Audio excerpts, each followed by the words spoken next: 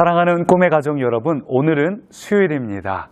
오늘 이 하나님께서 우리에게 허락하신 이 복된 날, 하나님과 온전히 동행하면서 하나님의 기쁨을 누리고 하나님의 부어주시는 은혜를 누리시기 바랍니다. 오늘도 하나님은 우리에게 말씀하십니다. 하나님의 음성 듣고 그 말씀에 순종할 때 기쁨이 넘치는 복된 하루가 될 것입니다. 특별히 오늘 저녁은 생수 예배가 있는 날입니다. 현장에서든 온라인이든 하나님 앞에 나와서 여러분의 시간을 하나님과 동행하시기 바랍니다. 하나님께 여러분의 삶을 드리시기 바랍니다. 그것이 복된 삶입니다. 오늘 우리가 함께 나누실 말씀은 시편 142편 말씀입니다. 말씀을 함께 읽습니다. 내가 소리내어 여호와께 부르짖으며 소리내어 여호와께 간구하는도다. 내가 내 원통함을 그의 앞에 토로하며 내 오한을 그의 앞에 진술하는도다. 내 영이 내 속에서 상할 때에도 주께서 내 길을 아셨나이다. 내가 가는 길에 그들이 나를 잡으려고 올무를 숨겼나이다. 오른쪽을 살펴보소서. 나를 아는 이도 없고 나의 피난처도 없고 내 영혼을 돌보는 이도 없나이다. 여호와여, 내가 주께 부르짖어 말하기를 주는 나의 피난처시요 살아있는 사람들의 땅에서 나의 분깃이시라 하였나이다. 나의 부르짖음을 들으소서. 나는 심히 비천하니이다. 나를 핍박하는 자들에게서 나를 건지소서. 그들은 나보다 강하니이다. 내 영혼을 옥에서 이끌어내사 주의 이름을 감사하게 하소서. 주께서 나에게 갚아주시리니 의인들이 나를 두르리이다. 아멘. 오늘 말씀은 부제를 보니까 다윗이 굴에 있을 때 지은 시라고 말합니다. 다윗이 굴에 있었을 때를 다윗 인생을 돌이켜보고 또 이 내용을 보니까 아마도 아둘람 굴에서 쓰여진 시 같습니다. 그 당시의 배경을 보면 그 직전까지 이 다윗은 왕궁에 살았습니다.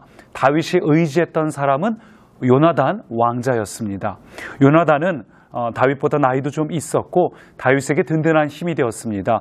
요나단이 자신의 아버지 사울 왕이 다윗을 핍박할 때마다 잘 막아주었습니다.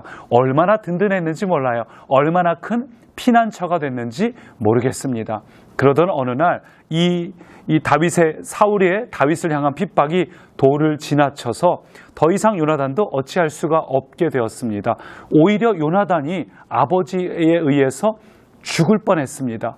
그 결과 다윗은 급히 왕궁을 탈출했고 아무것도 먹을 것도 없고 무기도 가지고 나온 게 없어서 심지어 제사장에게 가서 제사장만 먹을 수 있는 떡을 먹고 제사장이 보관하고 있던 골리앗의 칼, 자기가 쓰러뜨린 골리앗의 칼을 챙겨야 할 정도로 급박하게 도망쳤습니다.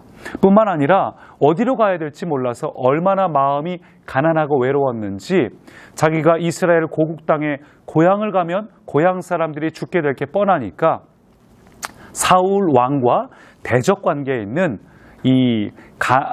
블레셋 땅으로 가야겠다 해가지고 블레셋 땅으로 그가 투항을 합니다. 근데 블레셋 땅에 가니까 어떻게 됐을까요? 자기들의 원수인 다윗이 자기 나라의 영웅인 골리앗을 죽인 다윗이 그 골리앗의 칼을 들고 찾아왔으니 어떻겠습니까? 사람들이 전부 다 이 다윗을 죽이려고 했습니다. 그래서 다윗이 급하게 침을 흘리면서 병이 있는 것처럼 해서 급하게 탈출할 수 있었습니다. 결국 그리고 나서 마지막 다윗이 도착한 곳이 아둘람 동굴입니다. 그곳은 그의 인생의 가장 막장입니다. 가장 밑바닥입니다. 아무것도 할 수 없습니다. 누구도 그를 도울 수 없습니다. 그런 동굴에 누워서 먹을 것도 마실 것도 제대로 먹지 못한 채 지쳐 있는 것이 다윗이 오늘 본문을 쓰는 배경입니다. 아마 제가 그 상황이라면 저는 그냥 바닥에 누워서 아무것도 하지 못했을 겁니다. 불평도 원망도 어떤 생각도 없이 그냥 바닥에 주저앉아 있었을 겁니다. 근데 다윗은 조금 달랐습니다. 다윗은 그 상황에서 부르짖어 기도하기 시작했습니다. 오늘 본문은 부르짖어 기도하는 장면이 많이 등장합니다. 1절 보니까 소리내어 부르짖으며 소리내어 간구하는도다. 2절 토로하고 진술하다. 5절 주께 부르짖어 말하기를. 6절 나의 부르짖음을 들으소서. 계속해서 하나님 앞에 소리내어 기도하는 모습입니다. 여러분, 그렇습니다. 우리 인생의 변화가 언제 시작이 될까요? 그것은 우리가 기도할 때 시작됩니다. 우리는 때로 기도할 힘이 없습니다. 우리는 이것을 놓고 기도하고 싶지 않을 때도 있습니다. 이건 너무 명확해서 내가 왜 자존심을 꺾고 기도해야 되지? 내가 뭐하러 이걸 순종해야 되지?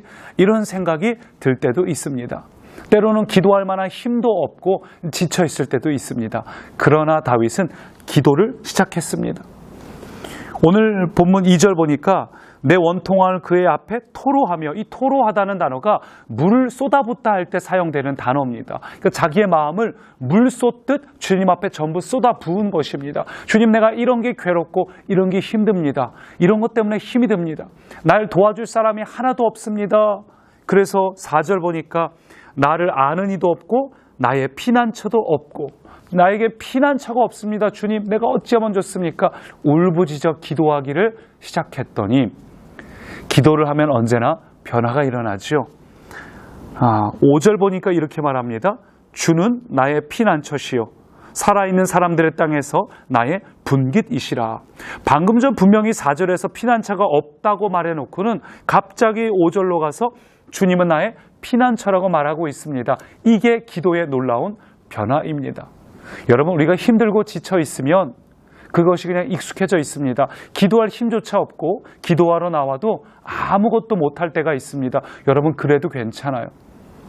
만약에 기도할 힘이 없어서 교회에 와서 새벽 예배실이든 혹은 새벽 예배 오시든 예배 자리에 오셔서 저는 졸다 가더라도 여러분이 이 자리에 온 그 마음 자체를 주님이 기뻐 받으신다고 생각합니다. 주님을 찾는 여러분의 마음을 주님이 기뻐 받으십니다. 우리가 기도를 시작할 때 변화가 시작됩니다. 다윗은 아둘람 동굴에 있었습니다. 어떤 미래도 희망도 보이지 않습니다. 누구도 그를 도울 수 없습니다. 분명히 피난처가 없습니다. 근데 기도하기 시작하니까 하나님이 나의 피난처라고 고백을 합니다. 이건 믿음의 고백입니다. 선제적 믿음의 고백입니다. 그에겐 당장 피난처가 없습니다. 근데 기도하니까 하나님이 나의 피난처가 되시는구나. 내 환경을 뛰어넘는 믿음이 생기기 시작합니다. 뿐만 아니라 뭐라고요? 하나님이 나의 분깃이시라. 나의 분깃이시라. 분깃이 무엇입니까? 내가 나중에 상속받을 유산을 말합니다.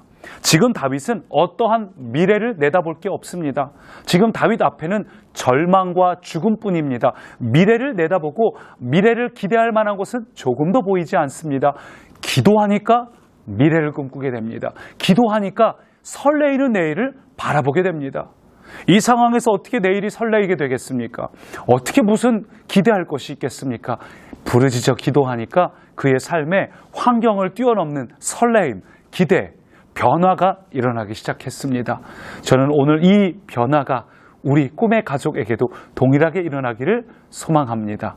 오늘도 우리가 어떤 상황에 있든지 하나님께 여러분의 마음을 쏟아 놓으십시오. 물 쏟듯 부으십시오. 1분이라도 좋으니, 또 이곳에 와서 조라도 좋으니 하나님 앞에 여러분의 마음을 드릴 때 오늘 다윗이 경험한 이 변화가 우리 모두에게도 동일하게 일어나기를 축복합니다. 기도하겠습니다. 살아계신 주님, 오늘도 우리가 하나님 앞에 우리의 마음을 쏟아놓을 때 다윗이 경험했던 그 변화가 오늘 우리에게도 동일하게 일어나게 하옵소서. 감사드리며 예수님 이름으로 기도합니다. 아멘.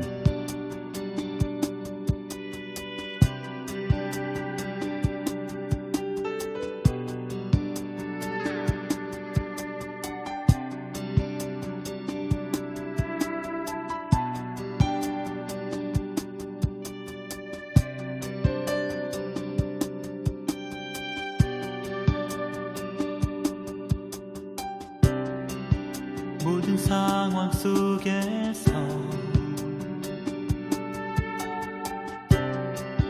주를 찬양할지라.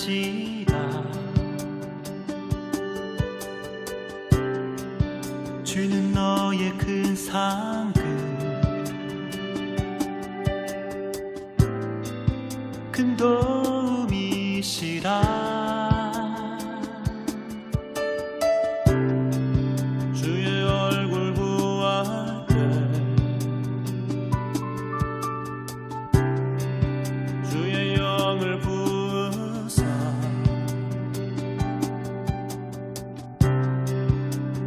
사랑 안에서 주를 보게 하소서. 주옵소서